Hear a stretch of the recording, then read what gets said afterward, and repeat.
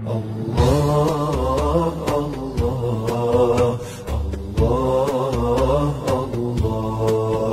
اللہ اللہ اللہ یا اللہ۔ بسم اللہ الرحمن الرحیم۔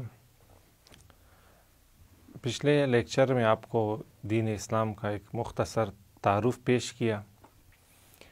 اس کے بعد ممکن ہے بعض افراد کے ذہن میں سوال پیدا ہو کہ دین و مذہب پر تحقیق کی ضرورت ہی کیا ہے، یعنی اگر ہم نہ چاہیں کہ دین کے بارے میں ہم تحقیق کریں، جستجو کریں، دین پر ہم اسٹڈی کریں، غور و فکر کریں، اس کی ضرورت ہی نہیں۔ تو جواب اس کا یہ کہ دین ایک ایسا موضوع ہے کہ جس کے بارے میں بہرحال ہمارا کچھ نہ کچھ نظریہ ہوتا ہے۔ لازمی نہیں کہ وہ نظریات لفظ دین کے لفظ کے ساتھ ہی ہوں، لیکن بہرحال فرد کا یقیناً ان حقائق کے بارے میں کوئی نہ کوئی نظریہ ہوتا ہے، ان بنیادی سوالات کے بارے میں کوئی نہ کوئی نظریہ ہوتا ہے۔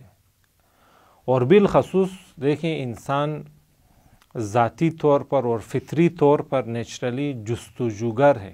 انسان کے ذہن میں ہمیشہ سوالات آتے رہتے ہیں اور انسان ہمیشہ حقیقتوں کو جاننے کی تلاش میں ہوتا ہے۔ انسان کے ذہن میں ہمیشہ سوالات آتے رہتے ہیں اور یہی سوالات باعث بنے کہ آج ہم دیکھتے ہیں قافلہ علم سائنس کی صورت میں اس مرحلے تک پہنچا۔ یہی سوالات ہیں جنہوں نے انسان کو موٹیویٹ کیا اور انسان علم کے اس مرتبے تک پہنچا ہے۔ اسی طرح کافی سارے سوالات ہیں جو انسان کو دین کی طرف لاتے ہیں۔ انسان جب سوچتا ہے کہ میں کہاں سے آیا ہوں، کہاں پر موجود ہوں اور میرا اختتام، میرا انجام کیا ہوگا، کیا میں یہیں پر نابود ہو کر بالکل ختم ہو جاؤں گا یا نہیں، اس دنیا کے بعد بھی اور دنیایں ہیں جہاں میں نے اپنا سفر جاری رکھنا ہے۔ تو یہی سوالات ہیں جن کا دین ہمیں تسلی بخش جواب دیتا ہے اور دلائل کے ساتھ، مخصوصاً دین اسلام ٹھوس عقلی دلائل کے ساتھ ہمیں ان کا جواب دیتا ہے، اور یہ ہم ان سوالات سے فرار بھی نہیں کر سکتے۔ بہرحال ہمیں ان سوالات کا درست جواب ڈھونڈنا ہے اور اس کا درست جواب ہمیں دین اسلام دیتا ہے۔ بس ہم دین اسلام پر تحقیق کرنا اور اس پر غور و فکر کرنا ہماری مجبوری ہے۔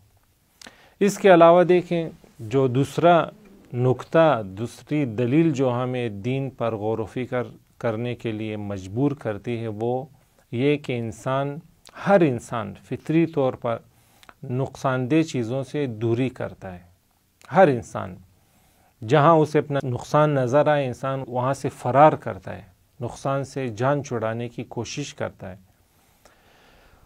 اور جہاں پر نقصان اگر یقینی نہ ہو تو کم سے کم انسان وہاں تحقیق اور جستجو کرتا ہے۔ نقصان اگر یقینی ہو، خطرہ اگر یقینی ہو تو انسان یقینی طور پر اس سے فرار بھی کرتا ہے، لیکن اگر نقصان یقینی نہ ہو، نقصان کا امکان پایا جاتا ہو تو انسان وہاں پر جستجو کرتا ہے، تحقیق کرتا ہے۔ مثلاً اگر کوئی شخص اچانک آ کر ہمیں کہے کہ جہاں آپ بیٹھے ہوئے آپ کی پیٹھ پر ایک سانپ پڑا ہوا ہے، تو اب گرچہ اگر انسان کو یقین نہ بھی آئے تو کم سے کم انسان چونکہ امکان دیتا ہے اس بات کا، انسان فوراً پیچھے مڑ کے دیکھتا ہے، تحقیق کرتا ہے، جستجو کرتا ہے کہ آیا واقعی سانپ ہے یا نہیں۔ اگر ہے تو انسان وہاں سے دوری اختیار کرے، اگر نہیں ہے تو انسان آرام سے بیٹھا رہے۔ اسی نکتے کے ذیل میں جب ہم دنیا میں دیکھتے ہیں تو سینکڑوں ہم دیکھتے ہیں افراد یہاں پر موجود رہے ہیں، سینکڑوں افراد یہاں نبی کے عنوان سے اس دنیا میں آئے ہیں۔ تاریخ ہمیں بتاتی ہے کہ وہ کہتے تھے ہم اللہ کی طرف سے آئے ہیں، آپ ہماری تعلیمات پر عمل کریں، اور اگر آپ نے عمل نہیں کیا تو آپ ایک اور دنیا میں وہاں آپ کو سزا دی جائے گی اور آپ ہمیشہ ایک ابدی سزا میں گرفتار ہو جائیں گے، ایک ابدی عذاب میں گرفتار ہو جائیں گے۔ اور وہ افراد ایک دو بھی نہیں، 1,24,000 افراد ایسے آئے ہیں، اور اس وقت بھی موجودہ دنیا کی 7-8 ارب آبادی میں ہم دیکھتے ہیں کہ 5-6 ارب آبادی کسی نہ کسی دین کی قائل ہے، یعنی دنیا کی بالکل 90% اکثریت کسی دین کی معتقد ہے۔ تو اتنی بڑی اکثریت اور اتنے زیادہ افراد کو دیکھ کر انسان کے ذہن میں ایک یقین پیدا ہو جاتا ہے کہ یقیناً دین کسی حقیقت کا مجموعہ ہے، اور انسان اس کو ماننے کے لیے مجبور ہو جاتا ہے۔ اگر کم سے کم اس کی صداقت پر انسان کو یقین نہ بھی آئے تو ایک امکان قوی، ایک مضبوط امکان پیدا ہو جاتا ہے کہ شاید یہ لوگ صحیح کہہ رہے ہوں۔ اتنے سارے ادیان اور دنیا کی 90% آبادی، بلکہ 90 سے بھی بڑھ کر زیادہ آبادی کسی نہ کسی دین کی معتقد ہے، تو یہ انسان یہ سوچنے پر مجبور ہو جاتا ہے کہ ایسا نہ ہو یہ لوگ درست کہہ رہے ہوں، اور اگر میں ان کو فالو نہ کروں، ان کی پیروی نہ کروں، تو ایسا نہ ہو کہ میں اس ابدی عذاب میں گرفتار ہو جاؤں۔ تو اس لیے یہی نقطہ خطرے سے دوری کرنے کی یہ فطری خواہش انسان کو مجبور کرتی ہے کہ انسان جائے ان ادیان کا مطالعہ کرے اور دیکھے آیا یہ ادیان درست کہہ رہے ہیں یا نہیں کہہ رہے ہیں، ان میں سے کوئی دین حقیقت پر مبنی ہے یا نہیں۔ انسان عقل کی روشنی میں، عقلی ہدایات کی روشنی میں، عقلی دلائل کی روشنی میں جائے ان کا جائزہ لے، اور اگر اس کو کوئی دین درست نظر آتا ہے تو اس کو فالو کرے، اور اگر درست نظر نہیں آتا تو انسان آرام سے بیٹھا رہے۔ تو بہرحال انسان کسی نہ کسی فیصلے تک پہنچنا انسان کے لیے لازمی ہے۔ بس یہ دوسرا نقطہ ہے کہ جو انسان کو مجبور کرتا ہے کہ انسان دین کے بارے میں، ادیان کے بارے میں تحقیق کرے، مطالعہ کرے، جستجو کرے۔ اور تیسرا نقطہ جو انسان کو اس تحقیق اور اس مطالعے پر مجبور کرتا ہے وہ یہ کہ انسان جب اس دنیا میں آتا ہے تو اس کو ایک عظیم دنیا، نعمتوں سے بھری ہوئی دنیا نظر آتی ہے، جہاں اس کی آمد سے پہلے ہی ساری نعمتیں اور سارے وسائل آمادہ کیے جا چکے ہیں، ساری فیسلٹیز تیار کی جا چکی ہیں۔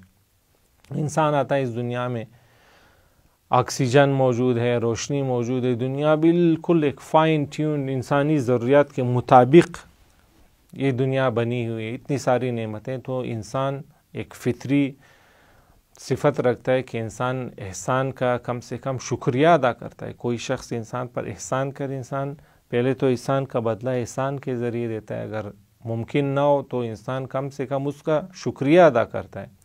تو اتنی ساری نعمتیں دیکھ کر انسان کے ذہن میں یہ سوال پیدا ہوتا ہے کہ آیا ان نعمتوں کا کوئی خالق، کوئی پیدا کرنے والا ہے یا نہیں ہے؟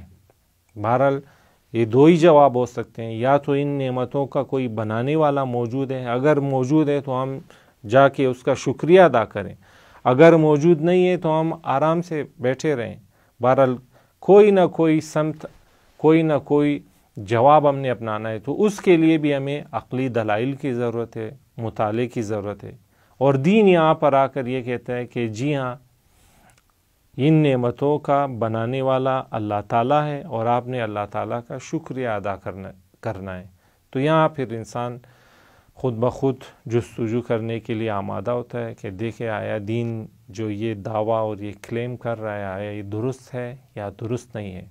تو یہاں پر بھی پھر ہمیں دوبارہ ضرورت پڑتی ہے کہ ہم عقلی دلائل کی روشنی میں دین کا اور ادیان کا جائزہ لیں اور دیکھیں ان ادیان میں آیا یہ حق پر ہیں، حقیقت پر مبنی ہیں یا نہیں ہیں۔ اگر ہیں یا کوئی ایک دین ان میں حقیقت پر مبنی ہے تو ہم اس سے جا کر فالو کریں اور اسی کے بتائے ہوئے طریقے کے مطابق ہم اپنی زندگی گزاریں۔ بس یہ 3 دلائل، ایک تو بنیادی انسانی جستجو کی ایک انسانی خواہش اور خطرات سے دوری، اور تیسری صفت یہ کہ منعم نعمت دینے والے کا شکریہ ادا کرنا، یہ نکات ہمیں آمادہ کرتے ہیں، تیار کرتے ہیں کہ ہم ادیان کا جائزہ لیں اور دیکھیں کہ ادیان اگر حقیقت پر مبنی ہے تو ان کی ہم پیروی کریں، اور اگر حقیقت پر مبنی نہیں ہے تو ہم اپنی نارمل زندگی گزاریں۔ اگلے لیکچر میں انشاءاللہ اسی موضوع کو آگے بڑھائیں گے اور عقیدہ توحید سے آشنا ہوں گے۔ والسلام علیکم ورحمۃ اللہ وبرکاتہ.